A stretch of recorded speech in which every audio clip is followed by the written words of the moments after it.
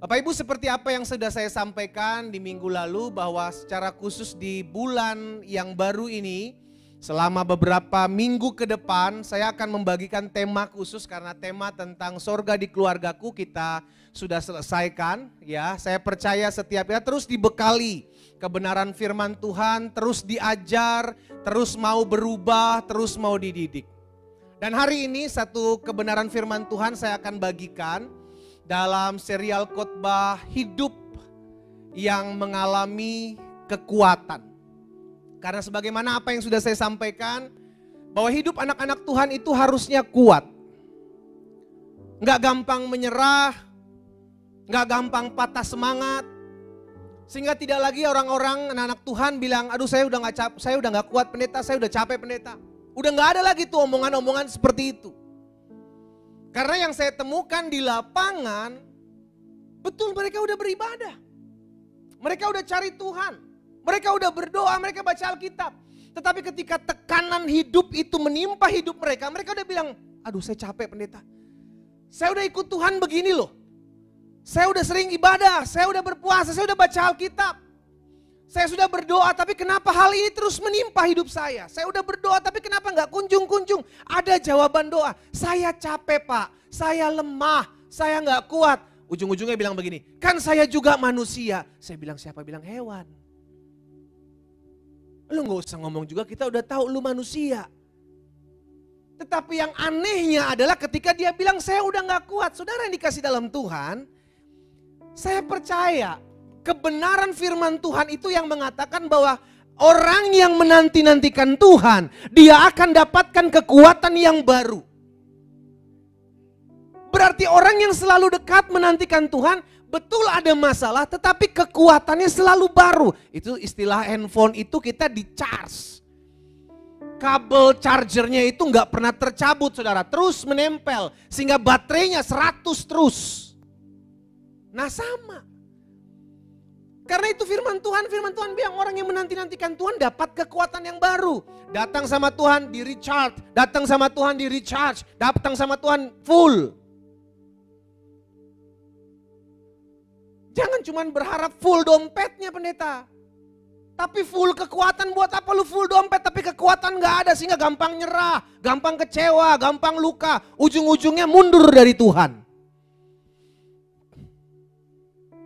Itu sebabnya selama beberapa minggu ke depan ini yang saya mau bagikan kuat, Tuhan taruh di hati saya untuk ajar kepada umat Tuhan. Agar mereka menyadari kalian bukan orang yang lemah, kalian adalah orang yang kuat. Sama-sama taruh tangan kanan di dada. Sama-sama bilang sama saya orang yang kuat. Colek kanan kirinya, kamu kuat, kamu bisa, kamu sanggup.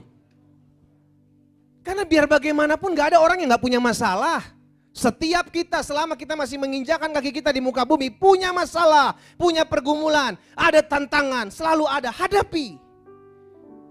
Jangan bilang udah capek, udah gak kuat, udah gak sanggup, udah lemah. Sesuai dengan imanmu jadi padamu. Nah, untuk tema yang pertama dalam serial khotbah saya hidup dalam kekuatan ini, maka saya angkat satu judul, yakni mengalami damai di setiap situasi. Jadi orang yang kuat adalah orang yang bisa tenang menghadapi badai. Orang yang kuat adalah orang yang tetap bisa mendapati damai di tengah situasi. Ada orang yang ngecewain tetap damai, ada orang yang ngerugiin tetap damai, ada orang yang mengkhianati tetap damai.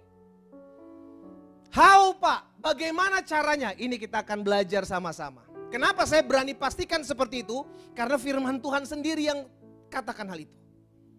Saudara, ketika saya mempersiapkan bahan ini, saya juga sedang digoncang kedamaian saya. Dengan apa? Dengan Gerrit sakit.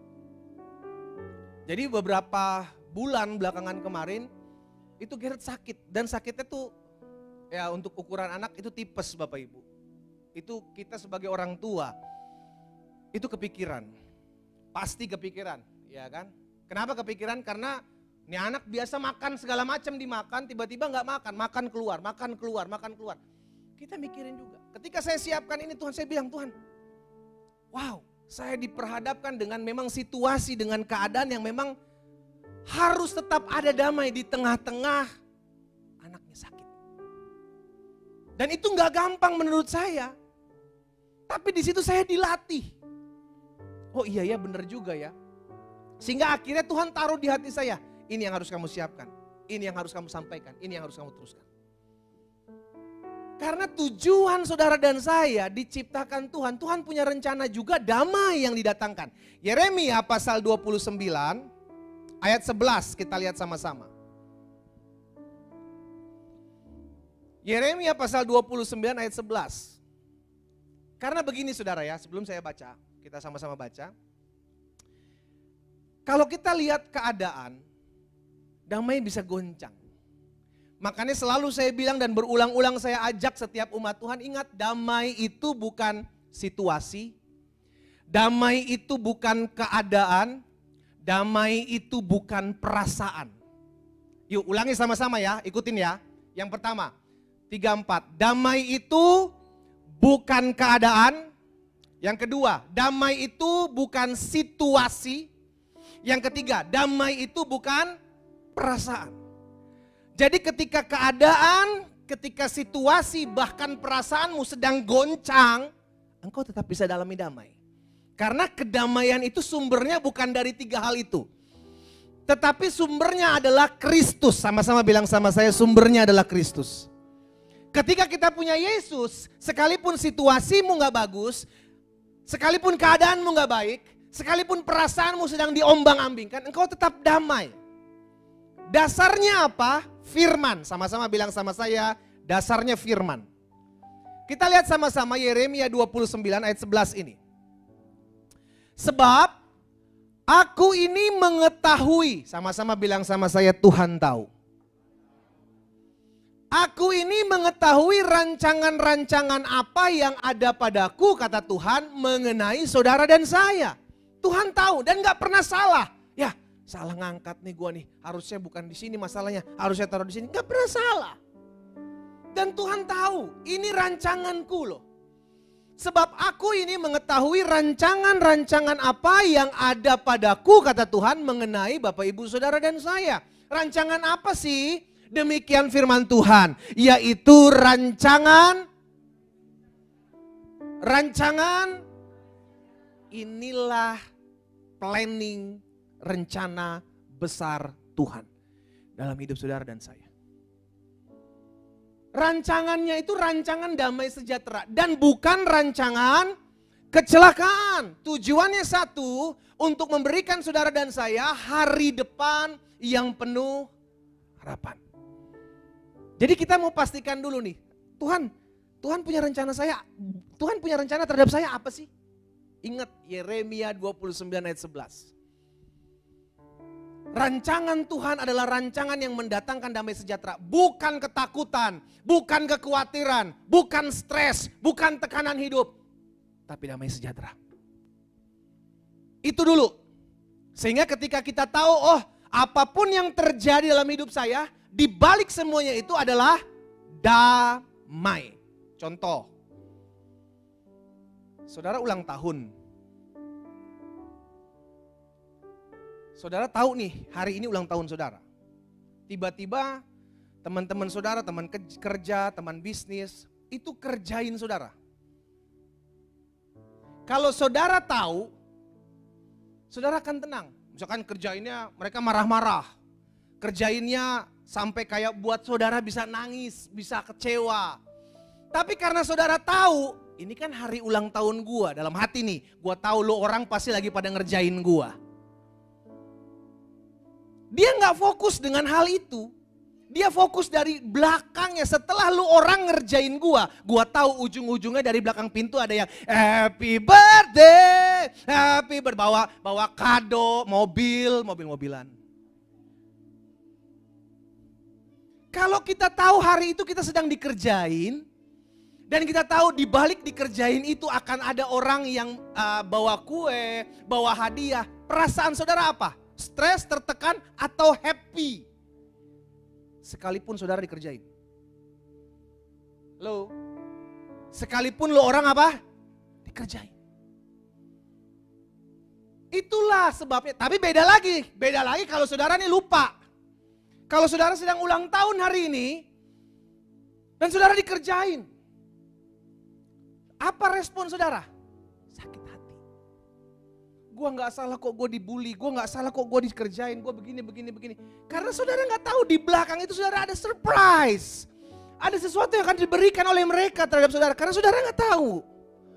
Berbeda kalau saudara tahu. Demikian pula kehidupan saudara dan saya. Kalau kita tahu di balik keadaan ini ada sesuatu yang dahsyat, kita tenang. Kita tenang, kenapa? Ini masalah, di balik masalah ini Tuhan ada sesuatu yang akan Tuhan beri kok. Karena saya tahu, berdasarkan Yeremia 29 ayat 11 ini Tuhan akan memberikan sesuatu yang dahsyat. Rancangan damai sejahtera. Jadi apapun yang dihadapkan dengan kita, kita tahu, oh ujung-ujungnya ada dahsyat kok sama Tuhan. Oh di balik masalah ini ada sesuatu yang akan Tuhan buat kok. Karena kita tahu firman. Berbeda dengan saudara nggak tahu firman. Sama kayak orang tahu ulang tahun tadi dikasih surprise. Dia kecewa, kenapa? Karena dia lupa ini hari ulang tahun dia. Saya pernah dikerjain waktu SD saudara, nangis saya. Emang kurang ajar kakak saya. Kakak saya yang ngerjain, jadi kakak saya kerja sama. Karena saya satu sekolah dengan kakak saya. Waktu SD. Iya SD. SD apa SMP, pokoknya itulah. Jadi satu sekolahan gitu. Pak SMP masih nangis, iya cengeng saya memang. Dipanggil sama kakak tingkat saya. Maju ke depan. Kamu ini ya tunjuk-tunjuk begitu. Kamu gini. Saya diam aja dalam hati saya. Kenapa sih? Gua gak salah apa-apa. Ya malunya sih yang besar ya, bukan kata-katanya, malunya yang besar gitu. Tunjuk-tunjuk digini-giniin. Oh sampai mata saya udah mau berlinang air mata nih. Tiba-tiba dia lihat udah saya udah mau menangis. Kakak saya keluar dari balik pintu.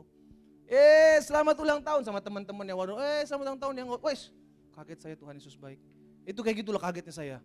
Tiba-tiba ada yang keluar bawa ulang tahun, bawa kue ulang tahun begitu kan. Waduh, saya bilang, ternyata saya dikerjain. Tapi kan udah keburu luka dulu karena saya lupa itu hari adalah hari saya. Itu hari adalah hari ulang tahun. Sama kalau kita nggak mempersiapkan diri kita, ngelihat masalah seperti ini saudara, kita sakit hati. Lu kenapa? Gua nggak salah apa-apa kok lu ngomongin gua. Gua nggak salah apa-apa, lu kok kecewain gua. Kita nggak tahu karena di balik semuanya itu ada sesuatu yang akan Tuhan berikan dalam kehidupan kita. Jadi kembali lagi Yeremia 29 ayat 11, coba tadi.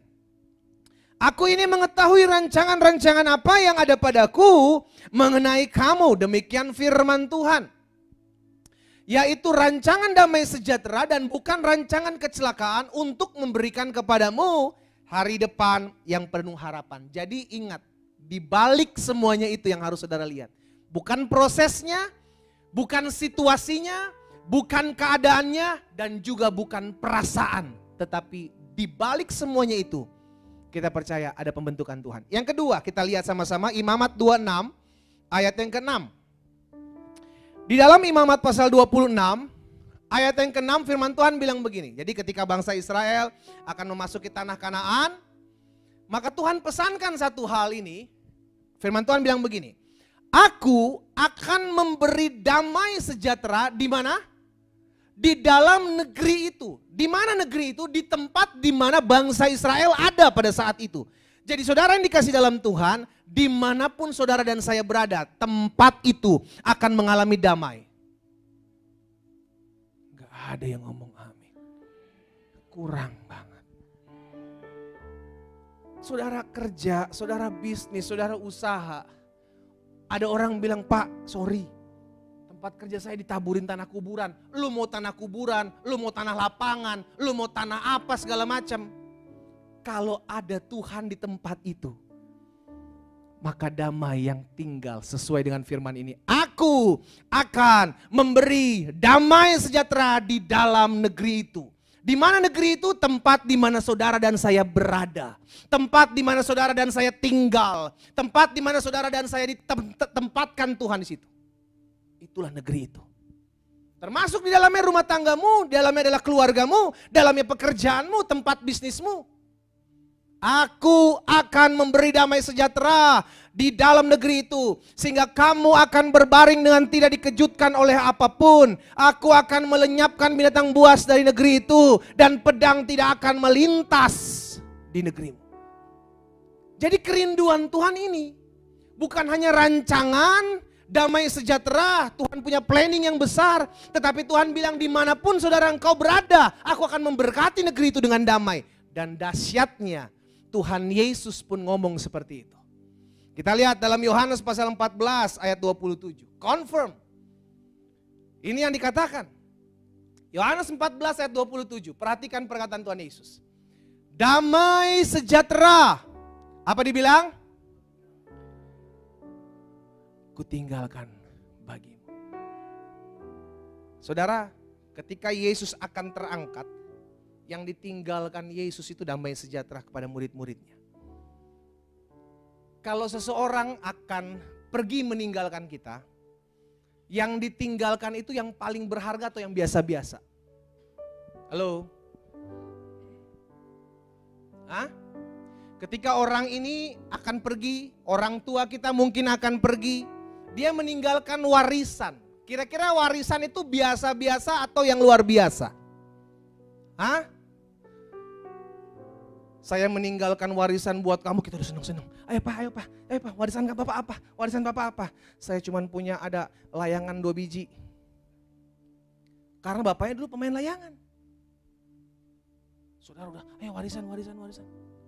Itu cuma tinggalkan layangan. Padahal bapak kan punya tanah 1 hektar pak di belakang, itu buat siapa? Ya buat kamu nanti main layangan di sana. Layangan juga gak tahu. Sesuatu yang diberikan itu pasti berharga.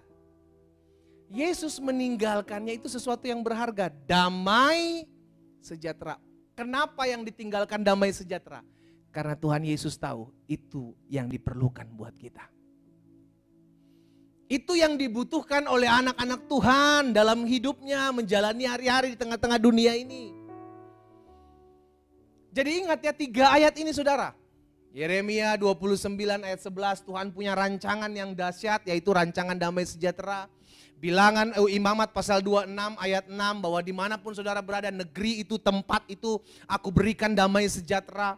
Bahkan Yesus akan pergi, Yesus bilang kepadamu ku tinggalkan damai sejahtera. Selanjutnya bilang apa? Damai sejahtera ku tinggalkan bagimu, damai sejahteraku ku berikan kepadamu. Dan apa yang ku berikan tidak seperti yang diberikan oleh dunia kepadamu. Jangan gelisah dan gentar hatimu. Jadi yang ditinggalkan oleh Yesus itu damai sejahtera. Why? Karena yang ada dalam kehidupan kita itu takut, khawatir, cemas. Makanya Yesus tutup, gelisah dan gentar. Lawan dari damai sejahtera adalah gelisah. Lawan dari damai sejahtera adalah gentar. Takut. Nah jadi saya pelajari begini, kenapa sih Tuhan mau memberikan anak-anaknya itu damai? Kenapa Tuhan mau memberikan anak-anaknya itu damai? Bahkan rancangannya damai, negerinya damai, bahkan pribadi kita juga diberikan damai. Kenapa? Yang pertama, kenapa Tuhan mau kita damai? Kenapa Tuhan mau kita mengalami damai? Yang pertama, karena dunia di mana saudara dan saya hidup adalah dunia yang menawarkan ketakutan. Menawarkan kekhawatiran, menawarkan kecemasan, menawarkan tekanan hidup. Semua ditawarkan, gak ada yang nawarin damai. Yang ditawarkan hanyalah ketakutan demi ketakutan, kekhawatiran demi kekhawatiran. Aduh gimana ya, beras naik terus, yang turun cuman hujan. Iya kan? Tempat saya gak naik pak beras pak, turun.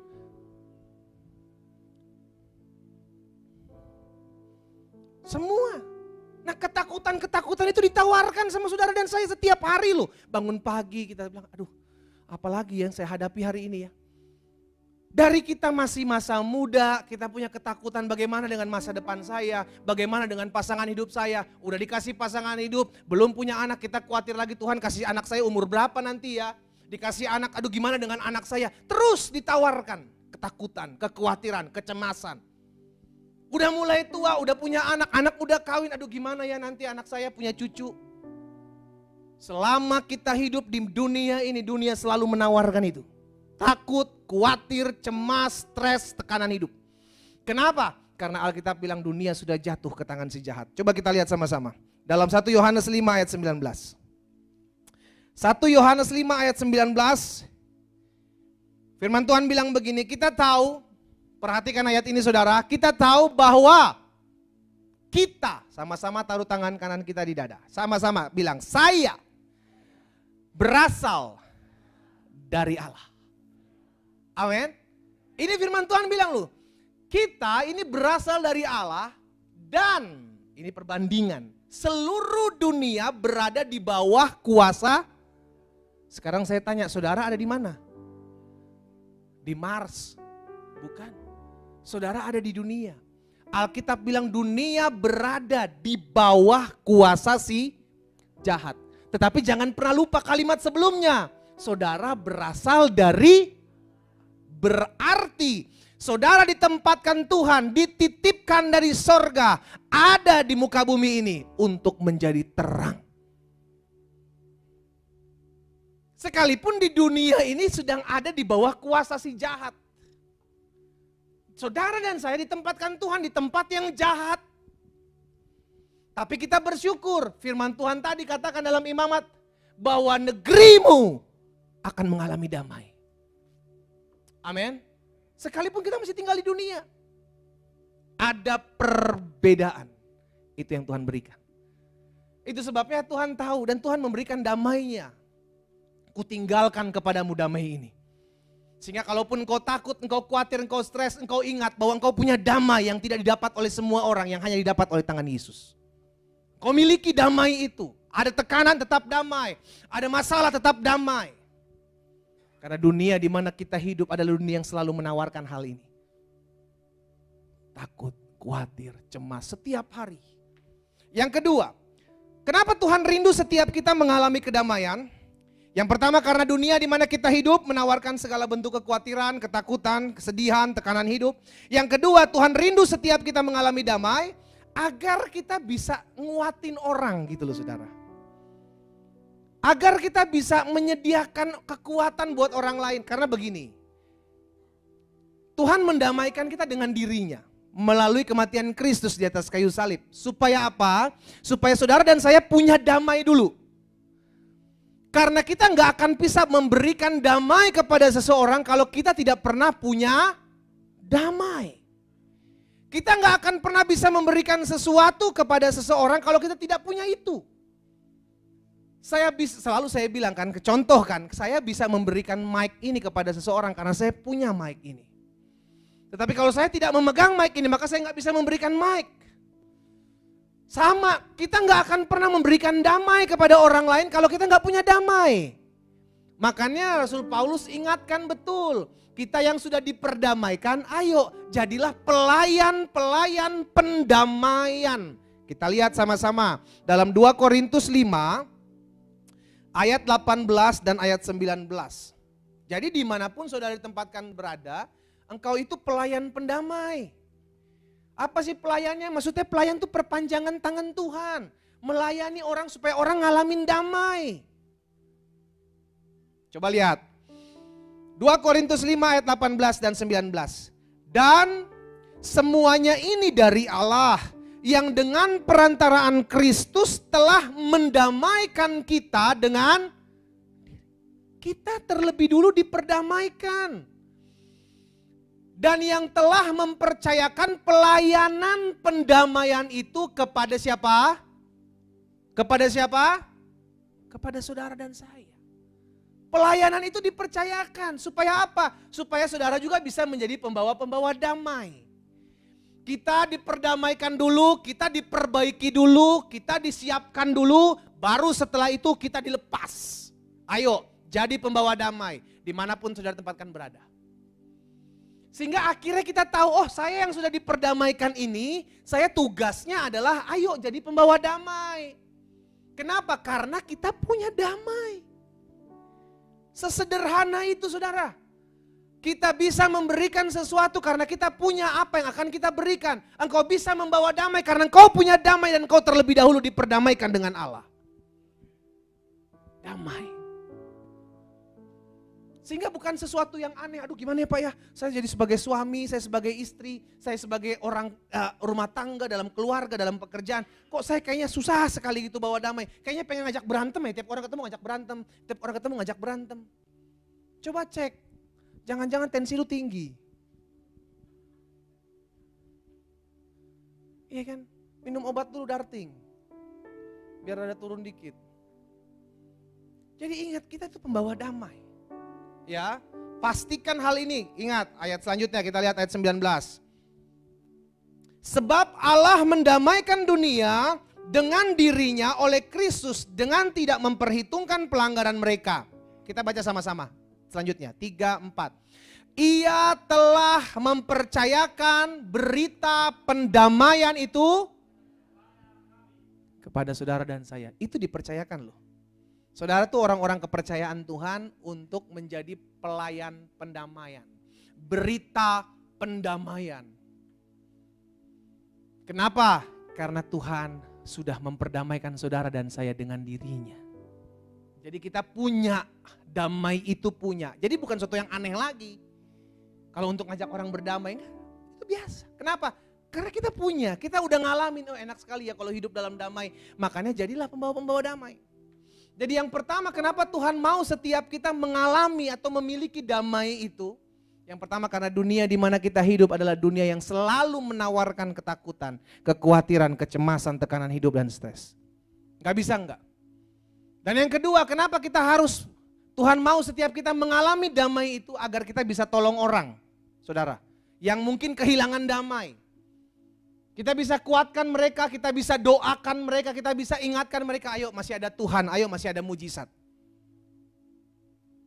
Kita kan dikasih mulut, ayo kuatkan orang lain. Jangan pernah bilang, tapi saya juga masih punya masalah Pak. Saya juga masih punya pergumulan hidup. Saya juga masih punya beban hidup. Kalau kita tunggu masalah kita selesai, saudaraku, kita gak akan pernah bisa jadi berkat buat orang lain.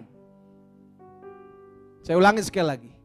Kalau kita tunggu masalah kita selesai, baru kita jadi berkat buat kita orang lain, buat nolong orang, buat doakan orang. Maka sejati engkau tidak akan pernah bisa jadi berkat buat orang lain. Karena selama engkau hidup, engkau akan tetap punya masalah. Engkau akan tetap punya pergumulan hidup. Sampai Tuhan Yesus datang kali yang kedua. Jadi kalau tunggu nanti, kalau masalah saya selesai. Lu masalah selesai satu, datang lagi masalah yang lain. Selesai lagi satu, datang lagi pergumulan yang lain. Kalau tunggu beres, baru lu jadi berkat, baru lu bisa nguatin orang, lu bisa doakan orang, gak akan pernah kelar. Jadi sekarang waktunya sebelum masalahmu selesai, ayo bantu orang, topang orang, doakan orang, support, encourage, apapun bisa engkau buat. Karena hidup adalah kesempatan. Selama masih dipercayakan nafas, coba sama-sama tarik nafas, 1, 2, 3. Masih gratis? Belum bayar? Jadilah berkat buat orang lain. Hidupmu berguna buat orang lain. Yang ketiga, yang terakhir. Kenapa Tuhan rindu setiap kita mengalami damai? Yang ketiga, agar kita tidak mudah menukar Yesus dengan jalan pintas. Saudara, dunia di mana kita hidup, kalau engkau tidak kuat-kuat di dalam Yesus, maka engkau akan gampang sekali menukar Yesus dengan jalan pintas. Lu punya masalah nih, lu punya pergumulan hidup nih. Tiba-tiba ada orang nawarin, lu mau masalah lu selesai, gue bantu. Tapi ikut gue ya. Jangan usah lagi beragama lah. Udah gak usah lagi cari-cari Tuhan lah. Udah yang penting kan yang lu perluin ada nih, udah selesai udah. Orang kalau tahu hidupnya seperti itu, dia akan berani tinggalkan Yesus untuk menukar dengan jalan pintas. Saudara, jalan pintas itu sebenarnya tidak menyelesaikan masalah.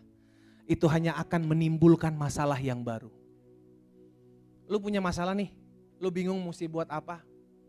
Lu gak tahu mesti buat apa, tiba-tiba ada yang nawarin, yuk ikut gua, kemana? Nyelesain masalah lu, mau gak masalah lu selesai? Ya mau, kemana tapi? Gunung Kawi, sok ayo. Tapi nanti dulu, kata Pak Glenn gak boleh kayak gitu-gitu. Tapi lu mau gak masalah lu selesai? Emang Pak Glenn bisa menyelesaikan masalah lu? Gak bisa sih. Kalau Gunung Kawi bisa, yakin lu bisa? Bisa, yaudah ayo ikut. Kita nuker Yesus untuk menyelesaikan masalah. Saudara yang dikasih dalam Tuhan, orang kalau tidak punya damai, mengalami masalah tekanan hidup, dia stres. Dia tekan, dia gak tahu mesti buat apa sehingga dia bilang, udahlah apa aja gue buat, yang penting masalah gue selesai. Dia lupa bahwa dia harusnya cari Tuhan, bukan cari orang lain. Saudara tahu ada satu kisah, saya tutup dengan satu kisah ini. Yesus bersama dengan murid-murid ada dalam sebuah perjalanan. Naik perahu. Tiba-tiba di tengah-tengah perjalanan mereka naik perahu, ada badai. Ada angin ribut. Alkitab mencatat pada saat itu Yesus tertidur.